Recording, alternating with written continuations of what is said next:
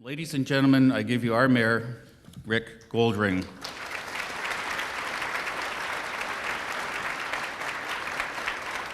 Good morning, ladies and gentlemen, and thank you very much for attending this morning's State of the City address. Before I go any further, there are some people I would like to thank and acknowledge who have made this event possible.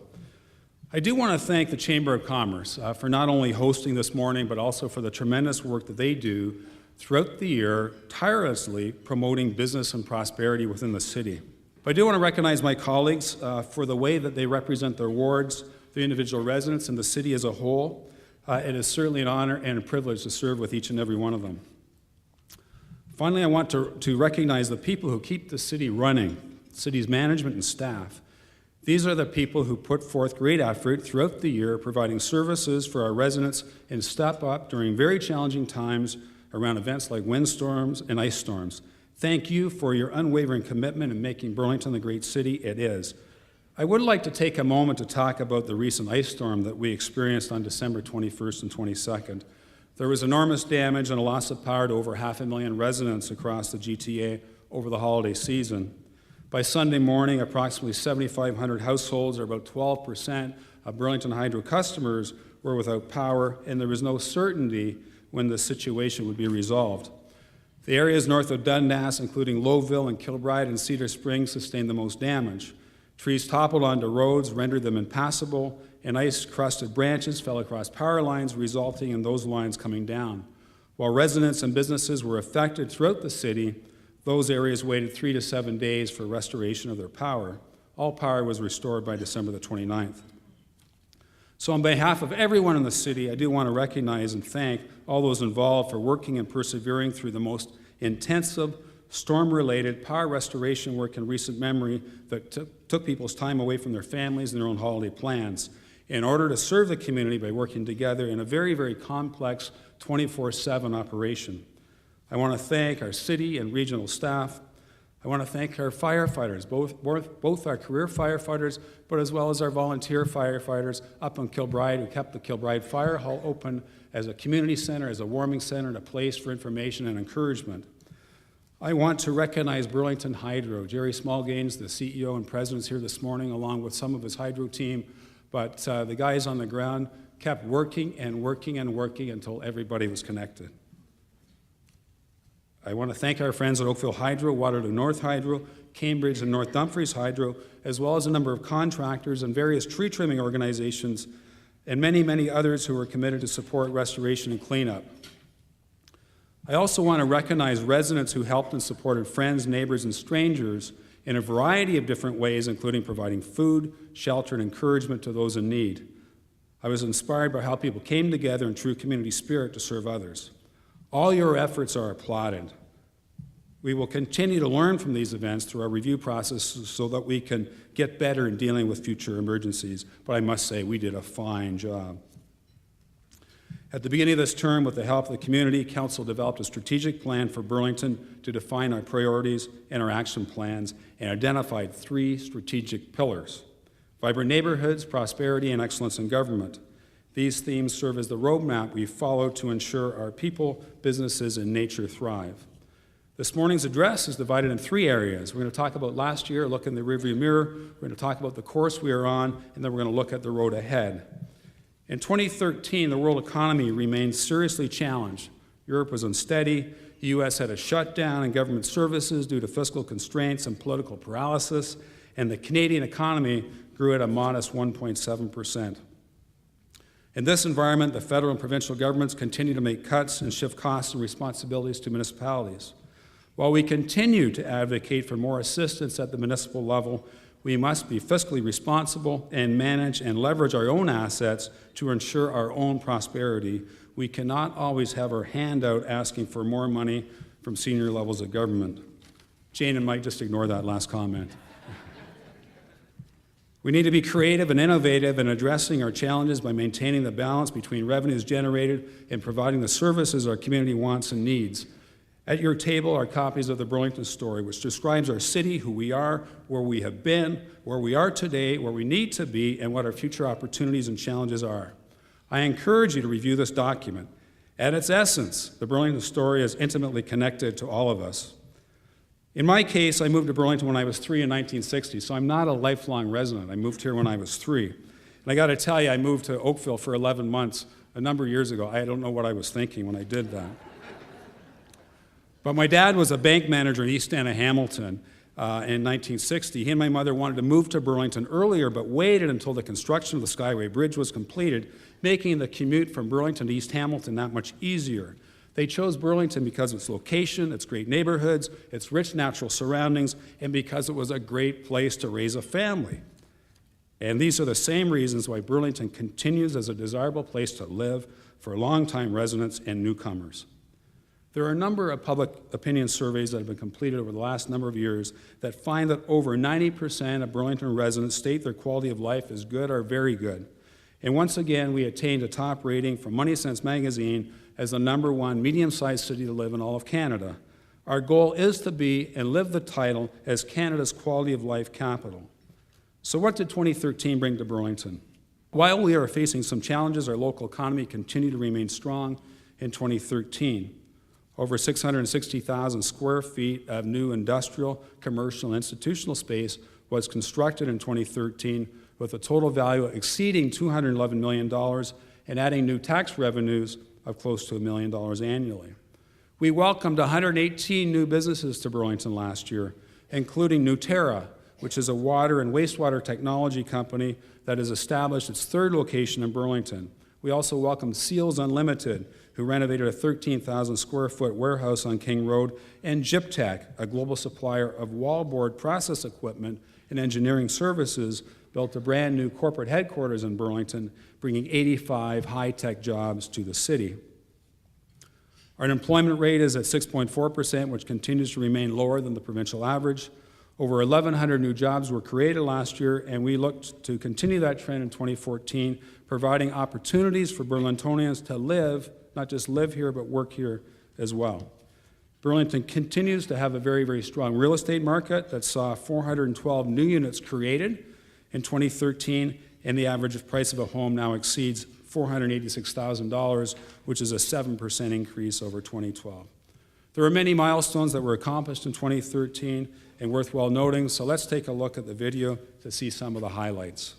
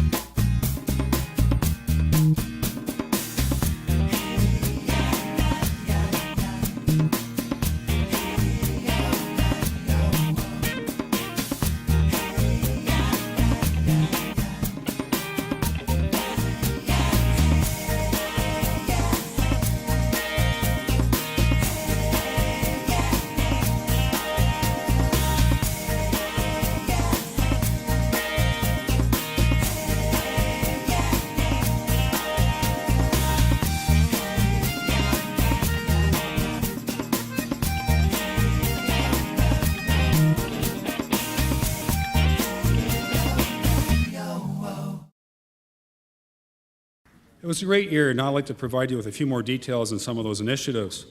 With the city increasing in density and some areas having reached full build-out, protecting our natural lands is more important than ever. Natural areas such as the Coots to Escarpment Eco Park system ensures that current and future residents will experience the gifts of nature, learn about the bounty and diversity in our own backyard, and are critical to preserving the quality of life that Burlingtonians enjoy now and in the future. The Coots to Escarpment Eco Park system, once complete, will be over 4 times the size of Central Park in New York City.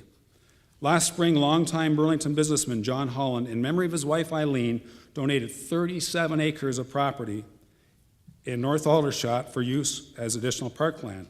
Eileen believed this land should be given to the city for others for generations to come, and I'm very pleased that John Holland and some members of our family are here this morning. John, could you please stand up and let us recognize you?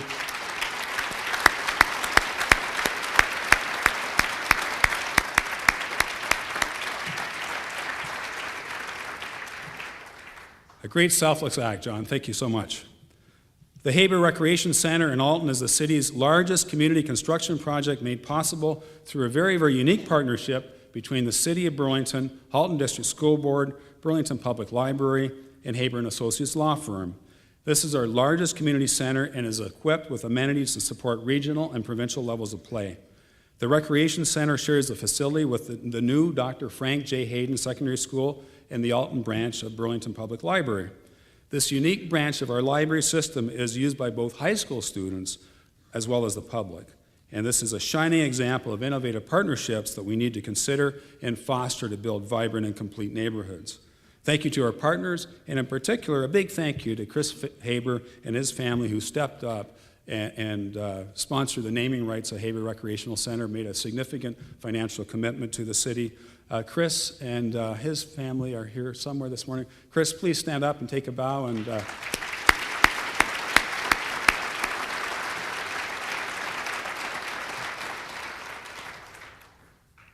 this past June, after 7 years of twists and turns and a long and winding road, we officially opened the Brant Street Pier, which has now become a great destination and integral part of our shoreline and our downtown. I can tell you we have received overwhelmingly great feedback from residents and visitors alike. The community has really embraced the pier, and what I really like is when the Burlington Post banner and some of the banners at the front of the paper includes an image of the Brant Street Pier. So yes, we continue to work through legal aspects associated with the pier construction in the best interest of taxpayers, and we look forward to a timely and mutually satisfactory resolution for all parties. And once complete, we will provide a full and transparent briefing.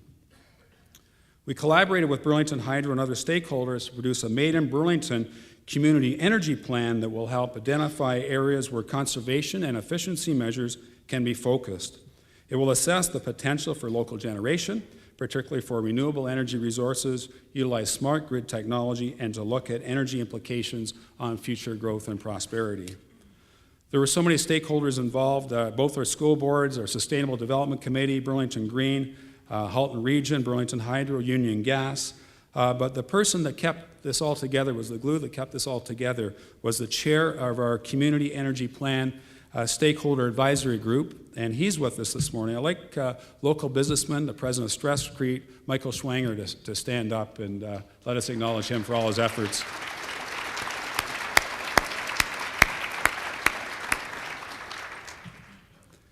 After years of planning and construction, the King Road grade separation was officially opened in December. The city, together with CN, installed an underpass at this very busy rail crossing that is used by more than 100 freight and commuter trains daily. This new underpass results in much better commuting for everyone and provides the necessary infrastructure to further the potential of the Aldershot business community and employment lands. Council unanimously approved the revised core commitment for our downtown. With over 1,800 touch points from our public consultation process came the vision, creating an active waterfront downtown destination that showcases the cultural heart of Burlington. The city will play a leadership role in setting policy and committing resources to implement the strategic actions required to create a more vibrant and prosperous downtown. I've often stated I firmly believe that our downtown is the heart and soul of our city. Council unanimously approved Burlington's Cultural Action Plan to enhance cultural development in the city, which contributes to our citizens' enjoyment and well-being. 76% of polled residents said culture is essential or highly important in their daily lives, and our cultural organizations attract more than 624,000 visits to the city in 2013 alone. Culture can inspire generations of creative minds to lead Burlington forward to new technologies and ways of thinking and doing. The Joseph Brant Hospital redevelopment and expansion made wonderful progress in 2013 and is scheduled for spring 2014 completion of the Phase 1, which includes the Halton McMaster Family Health Center, an 800-space parking garage, along with hospital administration space. We now turn our focus to Phase 2 of the project, which has been enhanced from the original 6-story project to a 7-story tower comprised of a brand new emergency department, 28 new intensive care unit beds, and 146 medical surgical beds. Construction for this phase is planned to start in early 2015 and open in 2018. This is what our tax levy is supporting, a state-of-the-art care facility to better serve residents.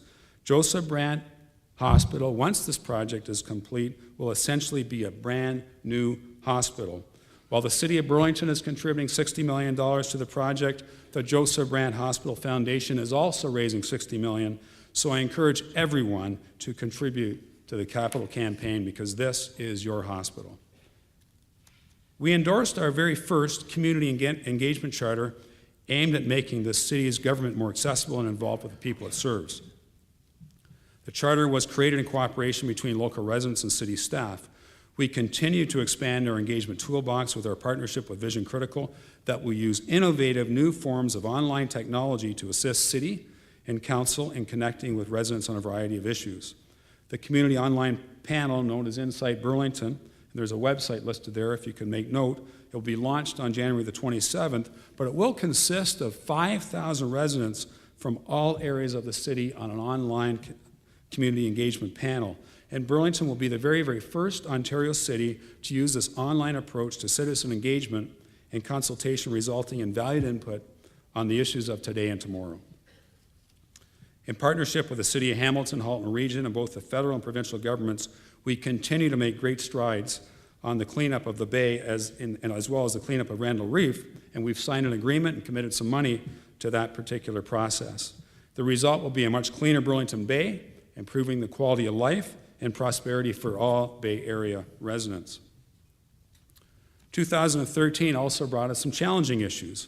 Residents reported to the city that literally tens of thousands of truckloads of fill were being transported onto the site of the Burlington Air Park for the apparent purpose of enhancing and expanding aviation activity. The negative impact was significant to surrounding residents, and the air park had never filed a site alteration plan with the city and did not recognize our jurisdiction.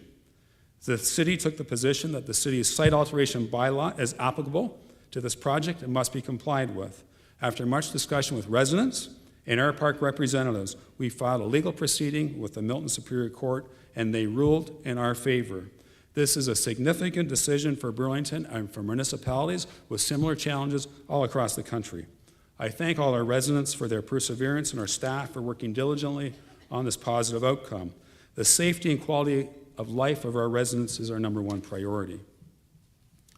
We also tackled a review and update of the Burlington Beach Regional Waterfront Park Master Plan. This document has been in place for many years, but had not had a meaningful update or review. And this has been one of the most complex and controversial matters to deal with since I've been on City Council. There are many issues of land ownership, zoning, wastewater, and property standards. The city is committed to protecting the Beachway, which is an environmentally significant area of the city, while respecting the rights of existing residents. As a result of the Halton Regional Council decision on October the 23rd, the city will continue working with the region and Conservation Halton to deliver a detailed park design, master plan, and environmental management plan while providing fairness and preserving the value of existing homes so that if homeowners sell to the city and region, homeowners will be confident that they will be treated fairly on a willing buyer, willing seller basis. There is no plan to expropriate, and Beachway residents will continue to retain ownership for as long as they wish. In October, the Burlington Community Foundation presented the second edition of Burlington's Vital Signs. This report evaluates Burlington as a place to live, work, and play by identifying trends that are critical to our quality of life. The report offers information that all of us should consider and provides findings of great interest, some of which I'm going to share with you this morning. Burlington, as most of you know, Halton Region and Burlington are one of the safest communities in Canada.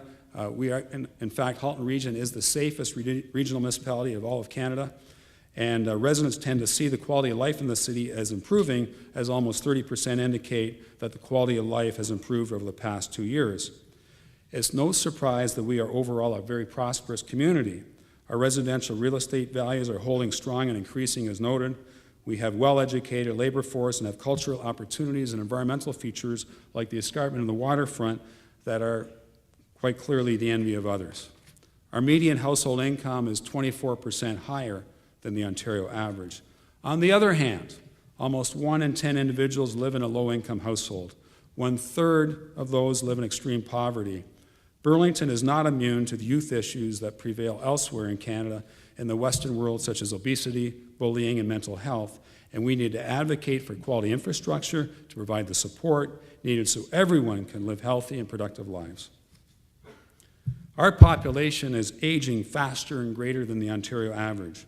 The last census in 2011, 17% of our population is over age 65, compared to 14.5% in Ontario overall. To put this in perspective, there were 30,000 seniors in Burlington in 2011, and obviously this trend is going to continue. Currently, over 9,000 people in the city are over age 80, and within 25 years, there'll be 30,000 people over age 80. Some of us may be in this room. Glad to get a chuckle out of that. That's where we're going. The growth in local real estate values belies the challenge of providing affordable housing to those living with modest incomes or in single-parent or single-person households, which is growing in number. Interesting piece of information. Back in 1960, there were 4 people per household in the city. And now there's about 2.6, and it's heading lower to about 2.3. Burlington's rental vacancy rate is very low at 1.3% compared to Hamilton's 4.2% and the provincial average of 2.5%. So to be an inclusive community, this gap needs to be addressed so that everyone can have the opportunity to be self-reliant and flourish. Traffic congestion and gridlock is a significant issue for Burlington and GTHA. The annual cost of congestion is greater than $6 billion when travel delays, impact on the environment, increased vehicle costs from traffic delays, increased chance of vehicle collisions, and the loss of productivity are considered. Get this, in the next 18 years, it's expected that another 2.5 million people and 1 million cars are expected to move into the region. So the congestion will only get worse if action is not taken. Metrolinx has started to implement some projects that are part of the $50 billion big move for investing in public transit, and it is crucial that work continues on the remainder, as if it doesn't, the cost of doing nothing will see the annual cost of congestion increase to $15 billion by 2031. Within Burlington, work has commenced on the City of Burlington Transportation Master Plan. There are approximately 115,000 cars in Burlington. We were clearly built on cheap land and cheap oil like other suburban communities, and neither one is true anymore. There are about 70,000 household units in the city, and those 70,000 household units create about 6 trips per day. So that's over 400,000 vehicle trips on the average day in the city. In addition, there is significant cut-through traffic, often as a result of all the traffic delays on the QEW and the 403. I assure you, there is no magic bullet to address our transportation challenges. We need to take a balanced approach going forward, improving our intersections and road networks where appropriate, but also building complete streets that include appropriate infrastructure for cycling and pedestrian activity, as well as transit. Property taxes, as most people probably realize, are the most significant revenue source for the city. Traditionally, we have relied on residential growth to fund our service levels that residents expect. In the future, the challenge will be able to maintain these service levels because in the past, we had lots of greenfield development, but we're now reaching build-out. Thus, the city is challenged to maintain services and infrastructure because our revenue growth has slowed dramatically. So now here we are in 2014. We are the slowest growing municipality in all of the greater Toronto-Hamilton area over the next 17 years. In 2004, we are projecting assessment growth of 0.5%, which is the lowest we have had in memory. And shortly I'll show you a chart on, there's a chart there. That shows our history. And that's a very, very telling chart. And that's a significant part of the Burlington story that we're trying to articulate. As a result of a declining rate of assessment growth, it is more important than ever to create new ways to increase this revenue source while maintaining affordability and minimizing negative impact on service quality and quantity delivered to the community. We want and need to maintain our quality of life. If the current trend continues as the city migrates towards residential build-out without us taking action, Burlington may realize the need for more than moderate tax rate increases over the medium to long term, along with a reduction in services. Because of our limited capacity to grow, we must take a strategic approach to support and sustain our community now and for the long term. The centerpiece of that approach is the attraction and successful recruitment of new industrial and commercial businesses. Earlier I mentioned the Burlington story. If you look at page 11, you don't have to do it now, there's another chart about our assessment growth around our industrial and commercial assessment in the city, and that has a similar story as well. Action is required, and action is being taken, I assure you. In my last State of the City address, I indicated that one of the key priorities for 2013 was to have the Burlington Economic Development Corporation take a more direct, active, and strategic role in the short and long-term development and marketing of the city. The organization has been in a transitional mode internally while still maintaining its core mandate of marketing and facilitating existing and new business expansions. I would like to acknowledge the BEDC staff for keeping their foot on the pedal while we move forward through this process. We have reviewed the best-in-class models combined with a made-in-Burlington approach, and we are in the process of creating a very dynamic organization. This organization will aggressively maximize market opportunities locally and internationally, lead transformations to key employment districts, be investment ready to streamline development processes, and ensure land is shovel ready. We are also looking at the viability of acquiring assets and assisting owners to create new development sites on underutilized land in order to enhance their value and bring them to market. I would encourage you to join us for the Burlington Economic Development Corporation's annual general meeting in May, where we will share even more information on the new Burlington Economic Development Corporation. As part of our prosperity agenda is the development of the city's employment lands, which represent a strategic asset. Taking a proactive and targeted approach to preserving and optimizing our employment land inventory will help take the pressure off the need for significant increases in residential property taxes. This will be the key to our long-term fiscal capacity and sustainability. We have reached an agreement with IKEA. As many of you know, IKEA is moving to the North Service Road and Walker's Line, the northwest corner. We've reached an agreement with IKEA that will accommodate the transportation needs for their relocation project and provide a long-term transportation solution for the city's prosperity corridor. Solving the transportation issue has allowed us to unlock the development potential of the North Service Road area and provided us the infrastructure to help us attract further investment. On the expense side of the ledger, there are initiatives at play that build on our 2012 decision to refocus investments in city services through a service-based approach. This transition from a traditional budget approach of department spending to investing in value-based service delivery is not esoteric. Rather, it is rooted in a delivery and budgeting model that focuses on service quality and financial sustainability, and will be our primary focus in 2014 as we transition to a service-based budget in 2015. There are a number of opportunities that are being explored with the objective of reducing operational costs and creating new revenue streams. Some of these include a real estate asset management corporation, which would be an innovative approach to optimizing city facilities and assets to increase their value and potentially creating a revenue stream and making the best use of our current infrastructure. We're also investigating a service-based corporation in partnership with Burlington Electricity Service, which is managed under the Burlington Hydro Board, which would streamline existing services, avoiding duplication, creating efficiencies, and enhancing existing services.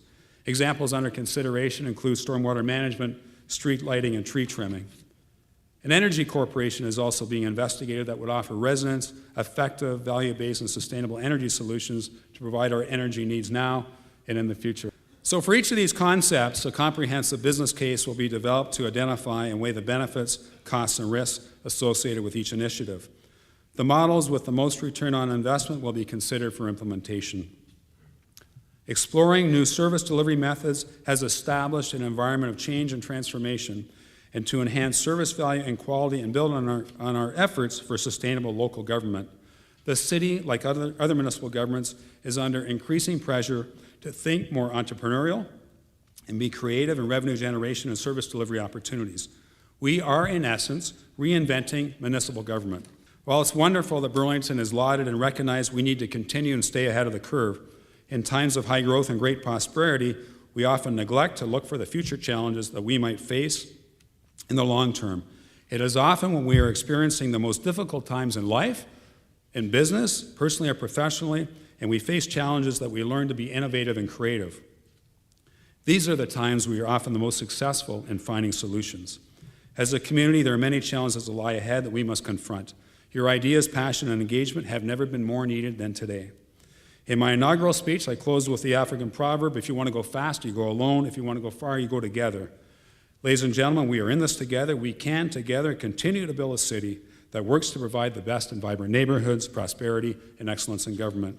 And together, we can be a shining example of the best a city can be.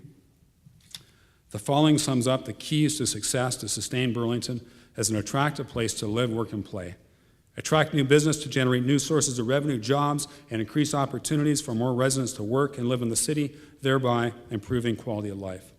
Continue our journey towards a performance, results, and accountability culture at the city to improve effectiveness, service levels, and value for money. We will continue to seek strategic commercial market opportunities both within Canada and internationally, including continuing to develop the potential of our water technology sector. We need to continue to invest appropriately to improve our local, regional, and provincial transportation networks in order to improve prosperity and quality of life for all our residents. We need to continue to work with our friends at Region of Halton to provide creative approaches for a variety of housing options for all residents. We need to staunchly advocate for infrastructure that supports both the physical and emotional well-being of our citizens, particularly for our youth and seniors, while providing an environment that fosters healthy, happy, and productive living.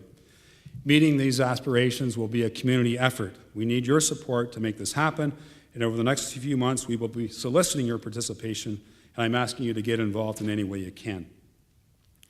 The Burlington of tomorrow will be a healthy, vibrant, prosperous, caring, and connected and compassionate community by providing a variety of opportunities to live, work, and play. These include fostering a real and authentic sense of community where people thrive, reach their potential, learn, enjoy, and continue to support one another in good times and in times of need. On behalf of your council, I offer my thanks for your ongoing and continued support. In closing, I leave you with this quote. In the words of Alan Kay, American computer scientist and pioneer, the best way to predict the future is to invent it. Ladies and gentlemen, the Burlington of tomorrow is in our hands, our hearts, and our minds. Let us form our future together. Thank you.